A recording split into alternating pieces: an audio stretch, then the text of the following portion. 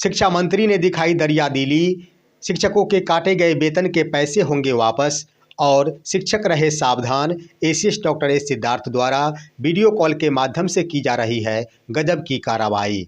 खबर देखने वाले आप तमाम दर्शक बंधुओं को एसके चौधरी का प्यार भरा नमस्कार और आदाब।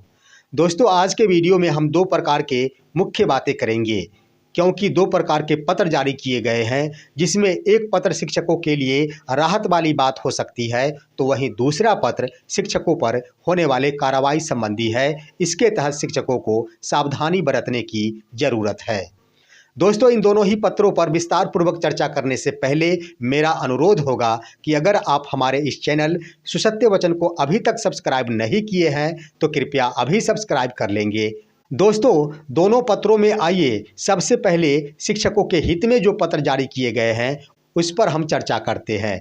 एक पत्र शिक्षा विभाग के द्वारा तमाम बिहार के जिला शिक्षा पदाधिकारियों को लिखा गया है और इस पत्र का विषय ही लिखा गया है कि विगत 2 वर्षों के अंदर शिक्षक शिक्षिकाओं के विभिन्न मामलों में काटे गए वेतन कारण सहित या फिर स्थगित किया गया वेतन का कारण सहित प्रतिवेदन उपलब्ध कराने के संबंध में। आगे लिखा गया है कि विगत 2 वर्षों के अंदर कार्यरत शिक्षक शिक्षिकाओं के काटे गए वेतन का कारण सहित या फिर वेतन स्थगित का मामला कारण सहित प्रतिवेदन के साथ 12 दिसंबर 2024 तक निश्चित रूप से उपलब्ध कराना सुनिश्चित किया जाए, क्योंकि अधोहस्ताक्षरीय स्तर पर बार बार ये शिकायतें प्राप्त हो रही है कि शिक्षकों के वेतन की कटौती की जा रही है तो वहीं शिक्षकों का वेतन स्थगित किया जा रहा है। माननीय मंत्री द्वारा इस पर समीक्षा की जानी है, इसलिए कारण सहित प्रतिवेदन ससमय उपलब्ध कराया जाए। दोस्तों, इसके संबंध में दो प्रकार की बातें सामने आती है। एक तरफ जहां शिक्षकों की सोच ये उत्पन्न कर रही है कि विगत 2 वर्षों की चर्चा की गई है और 2 वर्षों के अंदर शिक्षकों के वेतन की कटौती की गई है या फिर उनका वेतन स्थगित कर दिया गया है, तो क्यों कर दिया गया है, उसका कारण ढूंढ रही है बिहार सरकार और शिक्षा विभाग। उसका मुख्य कारण ये है कि नए बहाल होने वाले शिक्षकों की परिवीक्षा अवधि होती है 2 वर्षों की। शिक्षा विभाग यह जानना चाहती है कि किन शिक्षकों के वेतन की कटौती की गई है या फिर उनका वेतन स्थगित कर दिया गया है। अगर वो शिक्षक परिवीक्षा अवधि में होते हैं तो निश्चित रूप से उनकी परिवीक्षा अवधि बढ़ाई जा सकती है या फिर उनकी सेवा पुस्तिका पर कुछ न कुछ अंकित किया जा सकता है। ये मामला जुड़ा होता है खास तौर पर बीपीएससी से बहाल शिक्षकों के ऊपर, लेकिन मेरा मानना है कि ऐसी बात नहीं है। भले ही 2 वर्षों की चर्चा की गई हो, लेकिन इसमें इस बात का भी उल्लेख किया गया है कि बार बार अधोहस्ताक्षरीय स्तर पर यह शिकायतें प्राप्त होती है कि बिना कारण ही शिक्षकों के वेतन बंद कर दिए जाते हैं या फिर वेतन की कटौती कर ली जाती है, जिस पर शिक्षा मंत्री द्वारा समीक्षा किया जाना है। इसलिए कारण सहित प्रतिवेदन उपलब्ध कराया जाए। दोस्तों, इसके संबंध में हम कहना चाहेंगे कि सदन में जब विधान परिषद सदस्य संजीव कुमार सिंह के द्वारा माननीय शिक्षा मंत्री से सवाल पूछा गया था कि बिहार के उर्दू माध्यम विद्यालयों में शुक्रवार को विद्यालय बंद रहते हैं और रविवार को विद्यालय खुले रहते हैं, लेकिन ई शिक्षा कोष ऐप में ऐसी व्यवस्था की गई है कि शिक्षकों द्वारा रविवार को भी उर्दू विद्यालय खोला जाता है, उसमें उपस्थित रहा जाता है, परंतु ई शिक्षा कोष ऐप लॉक कर दिया जाता है, जिस कारण शिक्षक अपना अटेंडेंस नहीं बना पाते हैं और शिक्षक अनुपस्थित करार दे दिए जाते हैं, जिसके कारण उनके वेतन की भी कटौती कर ली जाती है। उस समय इसके जवाब में माननीय शिक्षा मंत्री के द्वारा कहा गया कि अगर ये मामला है तो हम इस पर संज्ञान लेंगे और काटे गए वेतन को शिक्षकों को वापस करेंगे। वहीं ये भी सवाल किया गया था कि ऐप में गड़बड़ी के कारण भी शिक्षकों द्वारा अटेंडेंस नहीं बना पाया जाता है। शिक्षक उपस्थित रहते हैं लेकिन ऐप में डिफ़ॉल्ट के कारण शिक्षक अनुपस्थित हो जाते हैं और उनके वेतन की कटौती कर ली जाती है। इसके संबंध में भी माननीय शिक्षा मंत्री के द्वारा कहा गया था कि अकारण अगर वेतन की कटौती की गई है या फिर वेतन स्थगित किया गया है तो हम शिक्षकों के काटे गए वेतन को वापस करेंगे। मेरा मानना है कि इसी संबंध में यह प्रक्रिया अपनाई जा रही है। निश्चित रूप से सदन में बोले गए बात को माननीय शिक्षा मंत्री अनुपालन करना चाह रहे हैं और शिक्षकों का अकारण अगर वेतन की कटौती की गई है तो उन्हें वापस दिया जाएगा और साथ ही साथ वेतन स्थगित किया गया है तो उसे चालू किया जाएगा। इसका कारण ये भी है कि बार बार माननीय मंत्री के यहाँ भी आवेदन पहुंचता है कि पदाधिकारियों द्वारा अकारण ही शिक्षकों के वेतन की कटौती कर ली जाती है या फिर वेतन स्थगित कर दिया जाता है और इस तरह से उन्हें प्रताड़ित किया जाता है। इन बिंदुओं पर लगाम लगाने के लिए माननीय शिक्षा मंत्री के स्तर से यह प्रयास किया जा रहा है कि अकारण शिक्षकों के वेतन की कटौती नहीं किया जाए। निश्चित रूप से यही सत्य प्रतीत होता है और यह पत्र जारी होने से शिक्षकों को घबराने की आवश्यकता नहीं है, बल्कि खुश होने की आवश्यकता है, क्योंकि शिक्षकों के काटे गए वेतन वापस होंगे और साथ ही साथ अकारण अगर उनका वेतन स्थगित किया जाता है तो निश्चित रूप से इस पर विराम लगेगी, शिक्षक प्रताड़ना से बचेंगे। वहीं दोस्तों एक और पत्र जारी किया गया है शिक्षा विभाग की ओर से और यह पत्र जारी किया गया है जिला शिक्षा पदाधिकारी मधुबनी को। यह पत्र है वर्चुअल इंस्पेक्शन के संबंध में।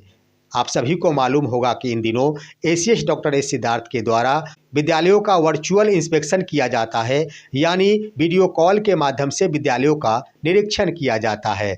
एसीएस डॉक्टर एस सिद्धार्थ द्वारा सीधे लाइव तरीकों से विद्यालय का अनुसरण करते हैं। इसके क्रम में गजब तरीके का एक स्पष्टीकरण किया गया है, जिसे सुनने और देखने के बाद एक तरफ जहां आपको खुशी होगी तो दूसरी तरफ आपको गुस्सा भी उठेगा। दोस्तों यह पत्र प्राथमिक विद्यालय टेंगरा मुसहरी बाबूबरही प्रखंड अंतर्गत मधुबनी जिले से संबंधित है। यह पत्र मधुबनी जिला के जिला शिक्षा पदाधिकारी के माध्यम से प्राथमिक विद्यालय टेंगरा मुसहरी के प्रधानाध्यापक को लिखा गया है और उनको स्पष्टीकरण देने को कहा गया है।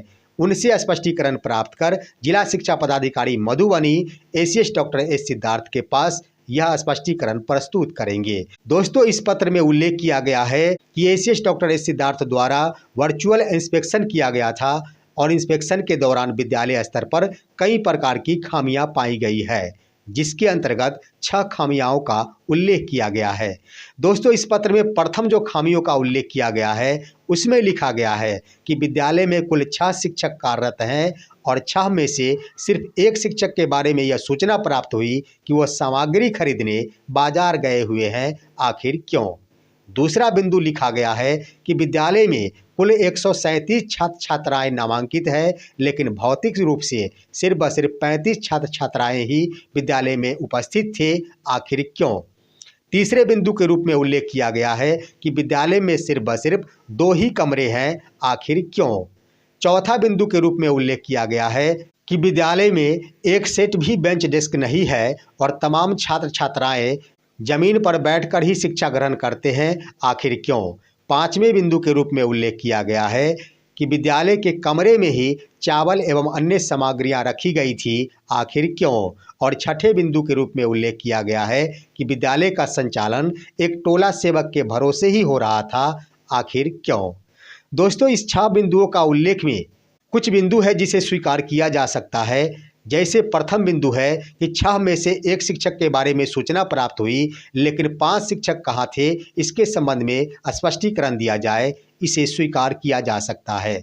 दूसरा बिंदु था कि 137 में से 35 छात्र छात्राएं ही विद्यालय में उपस्थित थे। आखिर क्यों? इसे भी 100% स्वीकार नहीं किया जा सकता, आंशिक रूप से स्वीकार किया जा सकता है, क्योंकि तमाम छात्र छात्राएं अपने अभिभावकों के ऊपर निर्भर होते हैं, ना कि प्रधानाध्यापक और ना ही शिक्षकों पर निर्भर होते हैं। वो छात्र छात्राएं अगर विद्यालय नहीं आते हैं तो इसमें प्रधानाध्यापक की गलती नहीं, साथ ही साथ ना तो शिक्षक और ना ही वर्ग शिक्षक की कोई गलती है, इसलिए इसे आंशिक रूप में स्वीकार किया जा सकता है। तीसरा बिंदु कि विद्यालय में 2 ही कमरे हैं, क्यों? ये सवाल स्पष्टीकरण के रूप में नहीं पूछा जाना चाहिए था। इसकी सूचना शिक्षा विभाग को निश्चित रूप से जिला शिक्षा पदाधिकारी के द्वारा भेज दी गई होगी और बराबर ही इसके संबंध में जब भवनों का निर्माण होता है तो जिला शिक्षा स्तर से राज्य स्तर पर यह मांग की जाती है कि किन किन विद्यालयों में कितने कमरों की आवश्यकता है। सुधारात्मक दृष्टिकोण से इसका समावेश किया जाना चाहिए था, लेकिन स्पष्टीकरण के रूप में लिखा गया है। निश्चित रूप से प्रधानाध्यापक को इस बारे में लिखना होगा, जवाब देना होगा, स्पष्ट करना होगा, जो कि स्वीकार करने योग्य नहीं है। अगला बिंदु है कि विद्यालय में एक भी सेट बेंच डेस्क नहीं थे, छात्र छात्राएं जमीन पर ही बैठते हैं, क्यों? ये तो शिक्षा विभाग का मामला है, इसे भी स्पष्टीकरण में समाहित नहीं किया जाना चाहिए था। यह सुधारात्मक दृष्टिकोण में अपनाए जाने वाली बात है। आखिर प्रधानाध्यापक क्यों इसका जवाब देंगे, क्यों इस बिंदु को स्पष्ट करेंगे कि हमारे यहाँ बेंच डेस्क क्यों नहीं है? ये तो शिक्षा विभाग से पूछा जाने वाला सवाल है। निश्चित रूप से अगर यह पत्र जिला शिक्षा पदाधिकारी को लिखा गया है तो सेम टू सेम यही होता है कि जिला शिक्षा पदाधिकारी के स्तर से प्रधानाध्यापक को एक प्रतिलिपि लिखकर पत्र जारी कर दिया जाता है और प्रधानाध्यापक समझे। यही खेल होता है शिक्षा विभाग में। अधिकांशतः पत्रों में प्रतिलिपि लगाकर लिख दिया जाता है, यानी अपना पल्ला झाड़ लिया जाता है। दोस्तों, इन बिंदुओं को स्वीकार नहीं किया जा सकता। अगला बिंदु है कि विद्यालय के कमरे में ही चावल या फिर अन्य सामग्रियां रखी गई थी, आखिर क्यों? ये भी पूछा जाने वाला सवाल नहीं है, क्योंकि कमरे ही नहीं है तो आखिर प्रधानाध्यापक चावल या फिर अन्य सामग्रियों को कहाँ रखेंगे? क्या पड़ोसी के घर में रख देंगे या फिर शिक्षा समिति के सदस्यों के घर में रख देंगे? मेरा तो मानना ये है कि अगर चावल के बोरे शिक्षा समिति के किसी एक सदस्य के घर में रख दिया जाए तो निश्चित ही एक सप्ताह के अंदर ही चूहों द्वारा पूरा का पूरा बोरा खाली कर दिया जाएगा। अगर प्रधानाध्यापक द्वारा एक ही कमरे में सभी सामग्रियों को सुरक्षित रखा गया था, खुद भी उसी में बैठा करते थे, छात्रों को भी उसी में बिठाते थे, शिक्षा समिति के सदस्यों की मीटिंग भी उसी में किया करते थे, आगंतुकों को भी उसी में व्यवस्था करते थे, तो ये तो सराहनीय बात है। प्रधानाध्यापक की तारीफ होनी चाहिए, ना कि इसके संबंध में स्पष्टीकरण किया जाना चाहिए। इसे स्वीकार नहीं किया जा सकता दोस्तों। उसके बाद अंतिम बिंदु है कि विद्यालय का संचालन सिर्फ एक टोला सेवक के भरोसे हो रहे थे, आखिर क्यों? ये स्वीकार करने योग्य है, इसे स्वीकार किया जा सकता है। इसमें प्रधानाध्यापक द्वारा लिखा जा सकता है कि आखिर कौन शिक्षक कहाँ थे, किन किन कार्यों में व्यस्त थे। तो इन तमाम बिंदुओं के आधार पर यह कहा जा सकता है कि अगर वीडियो कॉल के माध्यम से विद्यालयों का इंस्पेक्शन किया जाता है तो इसके आधार पर खास तौर पर प्रधानाध्यापक और विद्यालय में कार्यरत शिक्षकों को सावधान रहने की जरूरत है, क्योंकि किसी भी स्तर का स्पष्टीकरण आपसे किया जा सकता है। आपको जवाब देना होगा, स्पष्टीकरण देना होगा, क्योंकि इस पत्र में आगे उल्लेख कर दिया गया है कि 24 घंटे के अंदर अगर इसका जवाब संतोषप्रद नहीं पाया जाता है तो विभागीय स्तर से कार्रवाई प्रारंभ कर दी जाएगी। तो दोस्तों, हम कहना चाहेंगे कि सावधानी बरतने की ज़रूरत है, सभी को सतर्क रहने की ज़रूरत है। आनन फानन में आकर दिखावे के लिए शिक्षा विभाग द्वारा कौन सा पत्र जारी कर दिया जाएगा, इसकी कोई गारंटी नहीं रहती है। फिलहाल आज की खबर बस इतना ही। आप सभी हमारे इस वीडियो को लाइक करते हुए तमाम दोस्तों के पास शेयर कीजिए और अब दीजिए अपने ही दोस्त एसके चौधरी को इजाज़त। जय हिंद, जय भारत।